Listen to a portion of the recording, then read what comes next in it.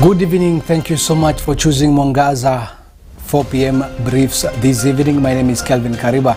Welcome as we brief you some of our top stories making headlines on this evening. Clergy in Mbeere Diocese are calling for calm and sober leadership ahead of Thursday's election, urging both candidates and voters to embrace peace, restraint and unity. They say the region's future depends on the violence-free poll and are appealing to the public to reject any form of provocation as Mbeere prepares to head to the ballot. Shukuru chairman wa IBC na commissioners wote na wale wanafanya kazi na IBC. Tunajua kuna vijana wetu wengi na watu ambao wamepewa kazi ya kufanya hiyo ya by elections. Yetu ni kuambia community tuheshimu hao watu maofficers. Na maofficers wa IBC wafanye kazi kama vile inatakikana. Mambo ya kusema kuna wizi hatutaki kusikia hiyo ikifanyika. Na kusiwa na uoga ya kusema hiyo inafanyika, na kiwa inafanyika kutafutwa mbinu yoyote ya kuzuia isifanyike. Lakini tuwe na heshima kwa IBC na pia tuheshimu wale wanafanya kazi pale na pia wajiheshimu wenyewe. And still on the Thursday election, Mombasa Governor and also the Deputy Party Leader of ODM, Abdul Swamad Nasir, has dismissed allegations of rigging the Thursday mini polls in Magarini constituency, Kilifi County, saying that the opposition has sensed defeat. Nasir joined Governor Gideon Mongaru and Malindi MP Amina Mnyanzi in assuring ODM supporters of a landslide win. You know, I've been in this Magarini maybe for the last almost 6 weeks. And I've traversed the whole Magarini, and I want to salute the people of Magarini because they have made me proud as their governor. We have seen the by-elections in this country have had a lot of violence in many areas. But Magarini, both candidates, both the candidate of DCP and our candidate and the people of Magarini have maintained peace. But I want also to mention that as we come close of the campaigns today, that I am very confident that Harrison Garama Kombe will go back to Parliament on Thursday. It is because of this that the leader of DCP has panicked. Hai na uzima, tumeweza kuanza kampeni zetu mpaka hapa ambapo tumefika, na tumeweza kushika kila sehemu ya Magarini, kila kitongoji cha Magarini, kila kichochoro cha Magarini tumeweza kukifika.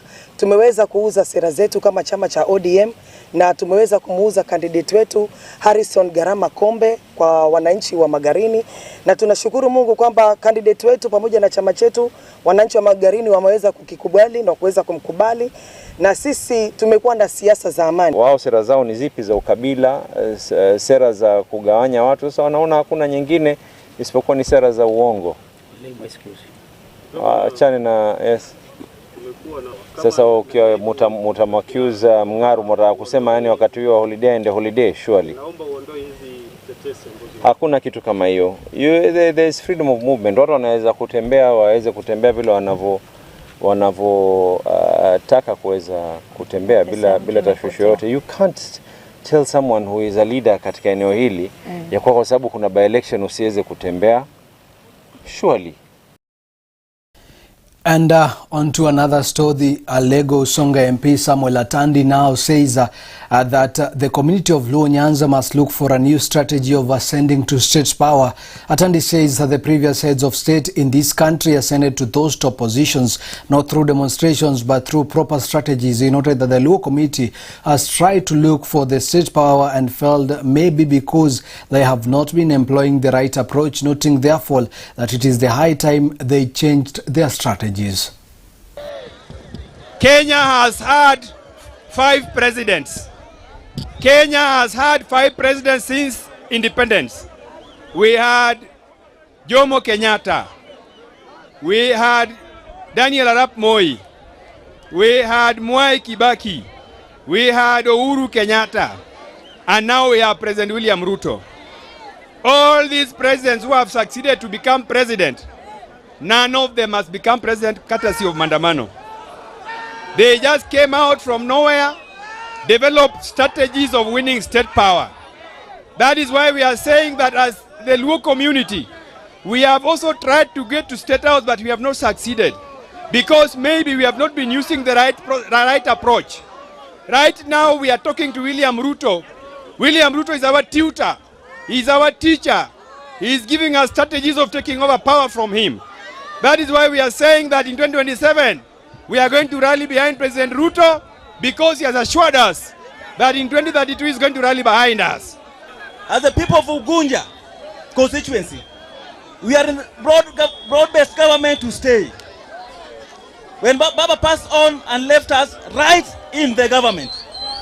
So as people of Ugunja, we shall unite behind President William Samoei Ruto up to the end.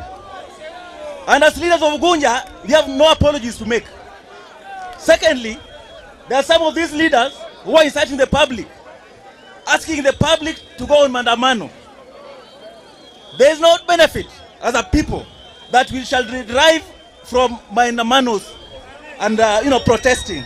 So as people of Ugunja, I want to urge us that this is our government and we must stay so that we are able to benefit from this leadership.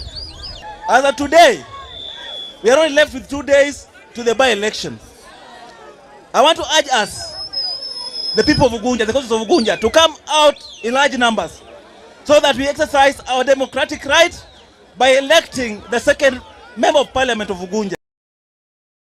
And let's look at another story. The 12th edition of Kenya's Inter-County Sports and Cultural Association Kikoska Games officially commenced in Siaya County, drawing hundreds of participants from across the country. The week-long event brings together athletes, artists and cultural performers from all 47 counties with the aim of fostering unity, collaboration and spirit of devolution through sport and cultural heritage.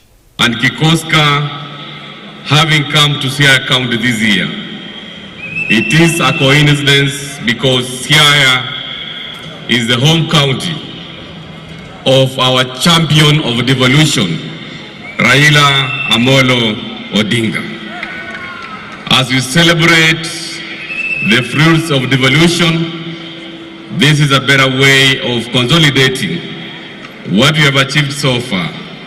So during the 12th edition of Kikoska, we are looking forward to all the participating counties to share ideas, to network, so that we can take devolution to the next level. Talent pipeline that begins with world tournaments, moves to county leagues and regional circuits, and ultimately brings us here. Each step along the way creates livelihoods for coaches, referees, event organizers, technical staff, artists, transporters and local businesses. Sports and culture, when organized, become engines of unity, identity and economic activity, not peripheral undertakings. As we celebrate sports and culture, we also celebrate the strides made through devolution and the profound impact that it has had on our communities. And although we are devolved entities, these games, the Kikoska Games, remind us all the time that as we come from our counties, as we come from communities all over Kenya, Kenya is still one country and one nation, represented here by you in Siaya on this day. And that is all for now. Thank you so much for choosing Mwangaza 4 p.m. briefs this evening. My name is Kelvin Kariba. Have a nice evening.